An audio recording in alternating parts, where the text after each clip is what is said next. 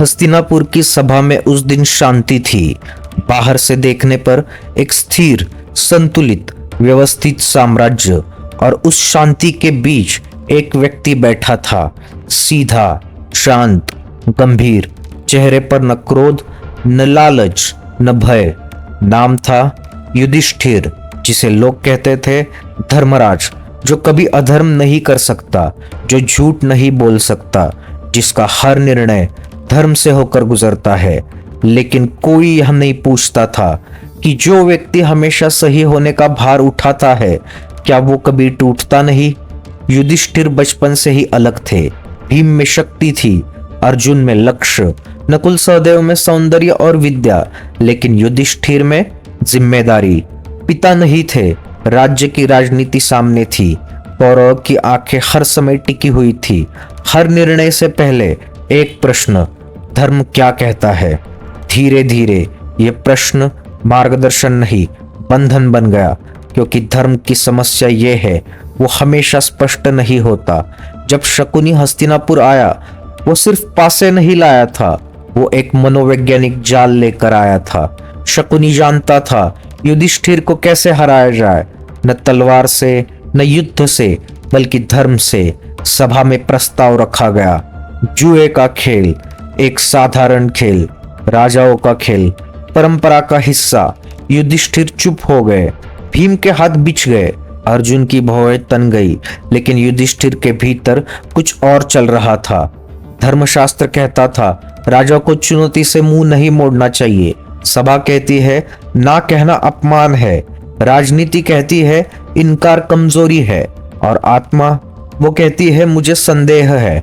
यही से शुरू होता है मॉरल पैरालिसिस, जब हर विकल्प में थोड़ा सा अधर्म दिखता है।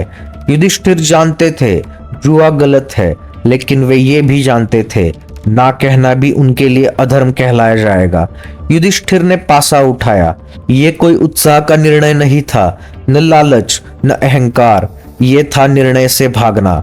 जब आप सोचते हैं अगर धर्म के नाम पर हो रहा है तो परिणाम मेरी जिम्मेदारी नहीं, यही सबसे खतरनाक सोच होती है। पहला दाव, दूसरा, तीसरा। सभा में आवाजें थी, लेकिन युधिष्ठिर के भीतर सन्नाटा। वो खुद को समझा रहे थे, मैं गलत नहीं कर रहा, मैं सिर्फ परंपरा निभा रहा हूं। लेकिन इतिहास परंपराओं को नहीं, परिणामों को याद रखता है। ये हार पासों की नहीं थी, ये हार थी स्वयं से संवाद की। जिस क्षण युधिष्ठिर ने अपने विवेक को धर्म की व्याख्या में दबाया, उसी क्षण ये खेल समाप्त हो गया था।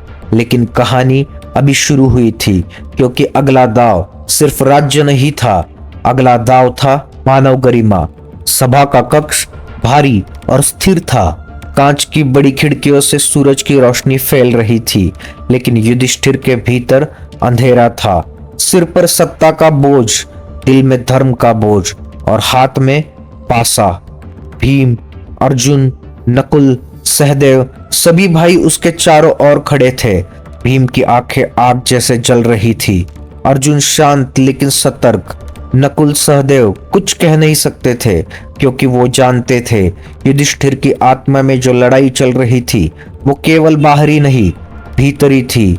शकुनी मुस्कुरा रहा था। हर पासा उसके हाथ में नहीं था, बल्कि युधिष्ठिर की निर्णय क्षमता में था। हर दाव के साथ शकुनी की चाल गहरी होती जा रही थी। राज्य, प्रतिष्ठा, भाई, परिवार, सब कुछ दाव पर। युधिष्ठिर जानते थे हर दाव गलत था, परंतु ना कहना भी असंभव था। सभा में सबकी निगाहें उस पर थी।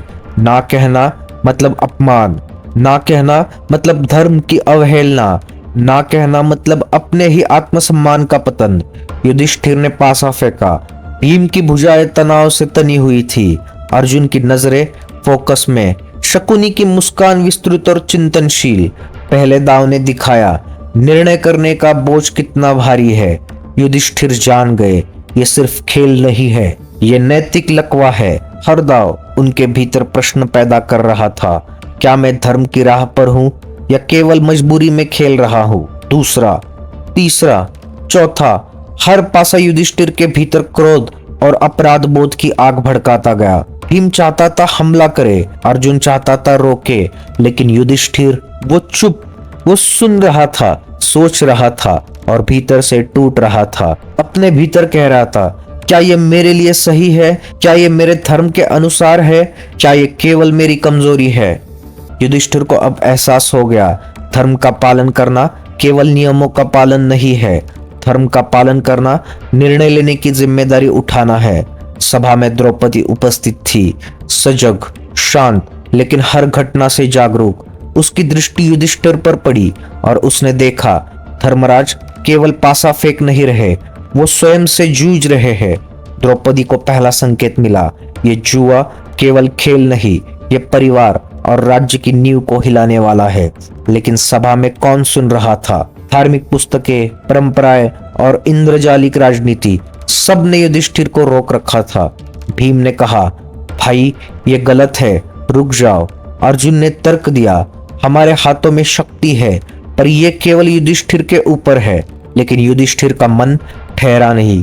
वो सोच रहा था, ना कहना मतलब अपमान, ना कहना मतलब अधर्म, और करना मतलब न्याय और सम्मान का दाव।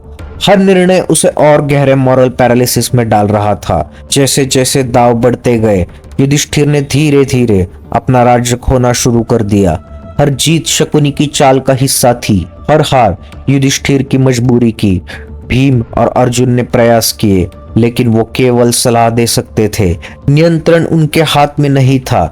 यही में समझ आता है, धर्मराज का पहला बड़ा युद्ध केवल बाहरी नहीं था, ये भीतरी था। विवेक बनाम विवशता, सत्ता बनाम नैतिकता, भाई बनाम राजा। सभा धीरे धीरे चुप हो गई।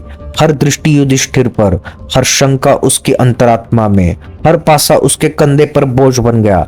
युधिष्ठिर ने महसूस किया, मैं केवल एक व्यक्ति नहीं हूँ, मैं इतिहास का हिस्सा हूँ, मैं धर्म का प्रतीक हूँ, और मैं अपनी संकल्प शक्ति से इस खेल का दमन कर रहा हूँ। पहला दाव केवल पासा नहीं था, यह युधिष्ठिर के भीतर की असहायता को दर्शाता था। हर निर्णय जो आप मॉरल ऑब्लिगेशन के कारण करते हैं, यदि वो आपके विवेक के खिलाफ है, तो वह निर्णय आपको कहीं गहरा धक्का देता है। और यही वो क्षण था जब युधिष्ठिर ने पहली बार महसूस किया कि धर्म का पालन करना भी कभी कभी पलायन होता है। हस्तिनापुर की सभा आज पहले जैसी नहीं रही। भीतरी तनाव ने सभी को जकड़ लिया था। धर्मराज युधिष्ठिर का हर फैसला केवल उनके राज्य या परिवार तक सीमित नहीं था, वो अब सभी के भविष्य का निर्धारण कर रहा था। सभा में द्रौपदी का आगमन एक चेतावनी की तरह थी, एक सजग, स्पष्ट और निडर। उसकी दृष्टि हर व्यक्ति पर टिकी थी, खासकर युधिष्ठिर पर। द्रौपदी जानती थी, युधिष्ठिर केवल पासा नहीं फेंक रहे, वो अपने और हमारे जीवन का दाव लगा रहे हैं। उसकी उपस्थिति ने सभा में तनाव और बढ़ा दिया। भीम और अर्जुन की आंखों में चिंता थी। नकुल और सहदेव निश्चल थे, लेकिन भीतर हलचल थी। और युधिष्ठिर, वो भीतर अपने ही विचारों में उलझे हुए थे। युधिष्ठिर ने पासा फेंका, शकुनी मुस्कुराया, भीम की भुजाएं और तन गई, अर्जुन की दृष्टि तेज हो गई। नकुल, सहदेव चिंतित थे, लेकिन युधिष्ठिर का मन शांत नहीं था। हर दाव के साथ वो स्वयं पर सवाल उठा रहे थे, क्या मैं धर्म का पालन कर रहा हूँ, या मैं केवल मजबूरी में इसे निभा रहा हूँ? शब्दों में यह नहीं कहा जा सकता था, लेकिन हर कदम, हर निर्णय उसके भीतर मौन और क्रोध का मिश्रण बन गया। जुए के तीसरे राउंड के बाद द्रौपदी ने चुप्पी तोड़ी। युधिष्ठिर, क्या ये सही है? क्या ये केवल पासा फेंकने का खेल है? क्या ये न्याय है या मजबूरी? सभा में सन्नाटा छा गया। हर शब्द भारी था, हर दृष्टि युधिष्ठिर पर। युधिष्ठिर ने उत्तर नहीं दिया। उसका मौन इतना गहरा था कि वो खुद को सुन नहीं पा रहे थे। भीम ने कहा, भाई ये खेल छोड़ दो, हमारे पास शक्ति है, लेकिन ये हमारे परिवार को खत्म कर देगा। युधिष्ठिर समझ रहे थे, ना करना मतलब अपमान, ना कहना मतलब धर्म का उल्लंघन, और करना मतलब परिवार और राज्य के लिए विनाश। हर विकल्प एक मजबूरी बन गया, हर पासा धर्म और अधर्म का प्रतीक। इस समय युधिष्ठिर का मन एक मॉरल पैरालिसिस में फंस गया। वो निर्णय नहीं ले पा रहे थे, वो केवल मार्गदर्शन की तलाश में थे, लेकिन मार्गदर्शन कहीं नहीं था। जुए की मेज पर परिणाम धीरे धीरे दिखाई देने लगे। पहले एक छोटा नुकसान, फिर एक बड़ा, धन, राज्य का हिस्सा, और अंततः भीम और अर्जुन के अधिकार भी दांव पर। युधिष्ठिर की आंखों में अपराध बोध और मजबूरी का मिश्रण था। उसने महसूस किया धर्मराज होने का अर्थ केवल शासन नहीं है, ये सही निर्णय लेने की क्षमता भी है, और मैं इसे खो चुका हूँ। जुए का अंतिम चरण आया। युधिष्ठिर ने पासा फेंका और शकुनी ने जीत हासिल कर ली। लेकिन यह केवल जीत नहीं थी, ये धोखा और अपमान की शुरुआत थी। द्रौपदी को सभा में बुलाया गया। युधिष्ठिर के निर्णय ने उसे दांव पर लगा दिया। द्रौपदी की आंखों में विश्वास टूट गया, उसकी गरिमा खतरे में थी। ये क्षण युधिष्ठिर के लिए सबसे कठिन था, क्योंकि उन्होंने न केवल राज्य और धन खोया, बल्कि अपने नैतिक बल और परिवार की सुरक्षा का भरोसा भी खो दिया। युधिष्ठिर अब केवल एक राजा नहीं थे, वो एक मनुष्य थे जो निर्णय और मजबूरी के बीच फंसा था। वो अपने आप से कह रहे थे, मैंने सही किया या गलत? क्या धर्म का पालन करना केवल मजबूरी है? क्या मैंने अपने परिवार को खो दिया? हर सवाल उसके भीतर क्रोध, अपराध बोध और अपराध का मिश्रण बन गया। सभा के बाहर भी हलचल थी।